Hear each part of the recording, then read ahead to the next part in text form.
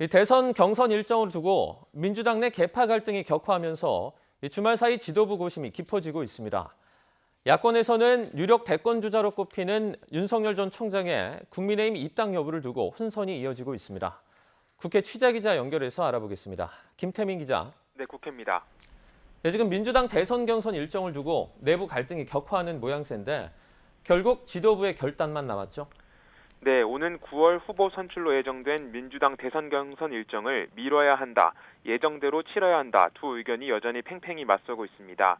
경선 일정을 미뤄야 한다는 주장은 정세균 전 총리와 이낙연 전 대표를 지지하는 의원들을 중심으로 점차 거세지고 있는데요. 하지만 여당 내 대선 지지율 1위를 달리고 있는 이재명 지사 측은 원칙대로 경선을 치러야 한다며 물러서지 않고 있습니다. 이처럼 경선 연기를 두고 민주당 지도부 내에서도 찬반 의견이 팽팽한 것으로 알려지면서 결국 결단은 송영길 대표의 몫으로 남게 됐습니다. 송 대표는 어제 채널A와의 인터뷰를 통해 주말 사이 직접 대권 주자들을 만나 의견을 듣고 다음 주 초까지는 경선 일정 문제를 매듭짓겠다고 밝혔습니다.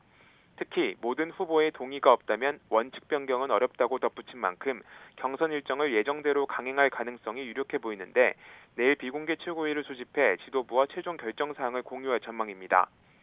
앞서 어제도 부동산 세제 완화를 둘러싼 내부 경론 끝에 송영길 대표의 안이 관철됐는데요.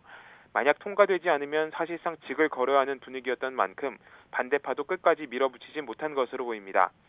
이에 따라 이번 경선 일정을 두고도 거센 반대를 무릅쓰고 송영길 대표의 리더십이 또 한 번 힘을 발휘할지 주목되고 있습니다.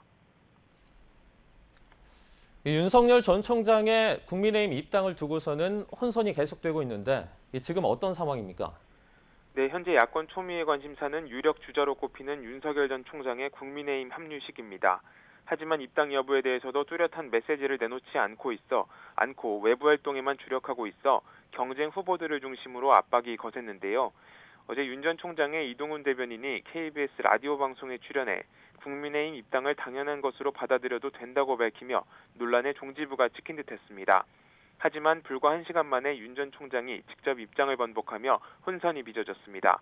윤 전 총장은 민심 투어를 통해 국민의 목소리를 들은 이후에 입당 여부를 결정할 것이라며 지금 입당을 거론하는 건 국민에 대한 도리와 예의가 아니라고 또 한 번 여지를 남겼습니다.